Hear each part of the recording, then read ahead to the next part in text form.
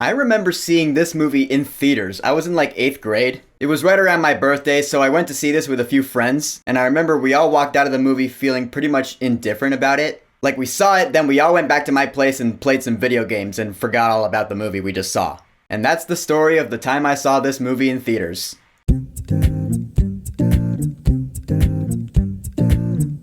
Indiana Jones and the Kingdom of the Crystal Skull. Alright, so Kingdom of the Crystal Skull is the 4th Indiana Jones movie. It came out in 2008, so that's 19 years after The Last Crusade. The movie takes place in 1957, so Indiana Jones, once again played by Harrison Ford, he's a little older now. He gets a message from an old friend of his saying he found a treasure, this crystal skull which belonged to this temple in the city of Akator, which explorers called El Dorado. And so Indy and new side character Mutt Williams, played by Shia LaBeouf, they set off on an adventure to go see what's up, all the while being tracked down by the KGB, led by Colonel Dr. Irina Spalko, played by Cate Blanchett.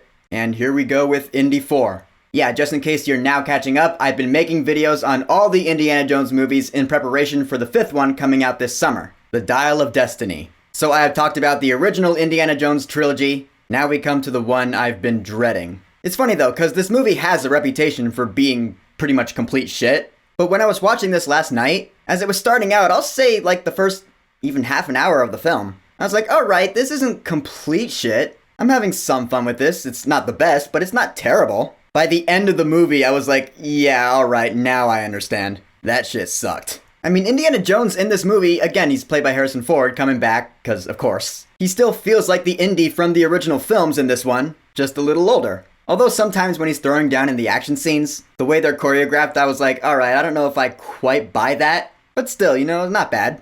Then there's the Shia LaBeouf of it all. Alright, this movie came out about a year after the first Transformers movie. So this was the time where Shia LaBeouf was trying to make it as a big movie star. This movie made me feel really bad for him. Cause I don't hate Shia LaBeouf. I don't think he's a bad actor. He might not have been the best around this time. He plays this greaser cause it's the 50s, so he's a greaser. His name is Mutt Williams. But his character is pretty much the same as Sam Witwicky from the Transformers movies. He has those weird little Shia LaBeouf quirks, like how he goes, wait. Yeah, he does that in this movie. Whoa, stop. I get that maybe they were trying to give Indy a new sidekick like Short Round, but he's no Short Round. And also maybe they were trying to build up this character so he could have his own like spin-off series or whatever. That didn't work out either.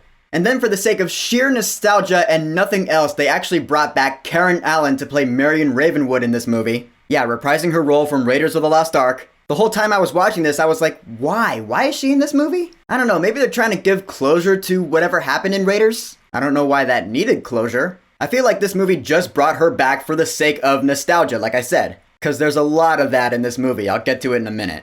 Cate Blanchett as the villain was fine. It was kind of weird to hear her trying her best at a Ukrainian accent, and also seeing her with that bob cut. I was like, that is not the Cate Blanchett I'm used to. Also, there's some things that her character does where I was like, that's stupid. Then again, there is a lot of that in this movie. Again, the first half hour, I was like, okay, I get it, Indy's older, so we're gonna have an adventure that takes place, quite a few years after the original trilogy. That's fine. But it's the fact that the action scenes, like early on, there's a chase scene through the university campus, and the physics of it are just unbelievable. They go through the library, the motorcycle skids on the floor, and they're sliding for an unrealistic amount of time. I was like, nope, that wouldn't happen. So right there, the movie did start to lose points for me. And I get that this is supposed to be just a lighthearted action movie, but the problem is, it's an Indiana Jones movie. None of the other films preceding this one had unrealistic physics like that. Or if they did, it wasn't as noticeably crazy as this movie. And on top of that, this movie has a lot of really on-the-nose throwbacks, nostalgia to Raiders of the Lost Ark. Not even the other two movies, just Raiders. I mean, the beginning of the movie, where are they? They're at Area 51. Because that's where Raiders ended. We saw the Ark of the Covenant being put away in there. So now we're back, and there's this big action scene, and of course you have to see the Ark of the Covenant for one shot. You're like, oh, there it is. See, you remember? I remember. It felt really George Lucas-y, like with the Star Wars prequels and shit. I know this movie was directed by Steven Spielberg, but it feels more like a George Lucas movie than a Spielberg movie. Yeah, we remember the original trilogy just fine enough. We don't need any reminders. Let's have some new shit. Especially when it's so in your face. And as the movie went on, the fun I had in the beginning, it stopped.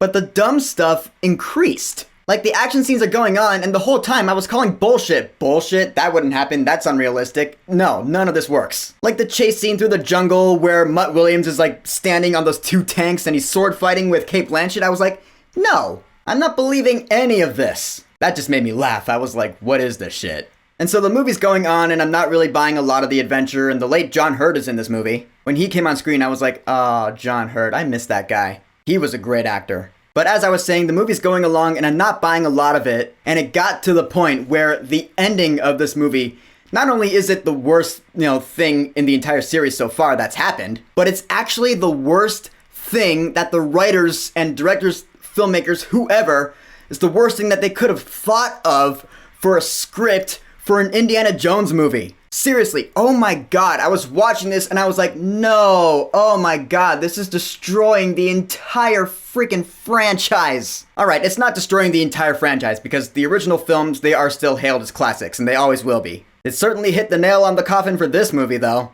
So for me, this movie started from okay and then it got bad, then it got worse, then the ending just sunk it all into the dirt. Yeah, this movie's ending is pretty terrible. I want to know who thought this was a good idea. Because I'm actually really curious, like, what was the thought process in coming up with this shit?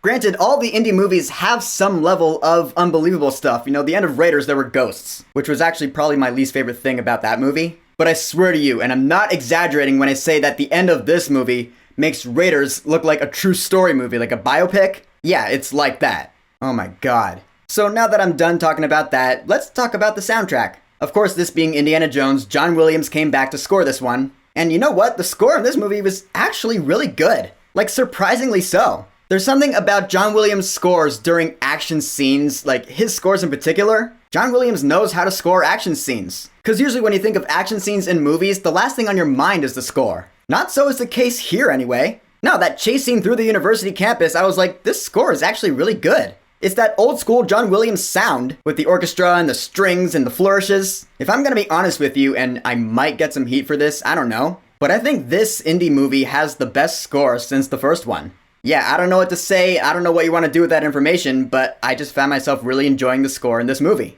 So in the end, Indiana Jones and the Kingdom of the Crystal Skull, yeah, I understand all the hate. The characters are fine, if not a little weird, but the action scenes are just unrealistic as hell. The nostalgic throwbacks are way too on the nose. That's seriously one of the worst things about this movie. And that ending just solidified it for me. I was like, yep, that's the reason people shit all over this movie. And the fact that it does have a pretty solid musical score doesn't save it from being not just the worst Indiana Jones movie, by a landslide, but probably one of the worst movies of 2008 if I had to guess. I mean, I don't know, I'd have to think about that. It was a while ago. It's just not good. Here's hoping director James Mangold knows what he's doing with Dial of Destiny. I'm rooting for it, I really am. I guess we'll see what happens when it comes out this June. But for now, Indiana Jones and the Kingdom of the Crystal Skull. Have you seen it? What are your thoughts on it? And I probably shouldn't ask where it ranks among all the Indy movies for you because I'm pretty sure we're all in agreement that it's at the bottom of the list. So instead I'll also ask, are you looking forward to Dial of Destiny? What's your hype level for it? Whatever you think, go ahead and leave a comment. And of course, thank you for subscribing. Peace!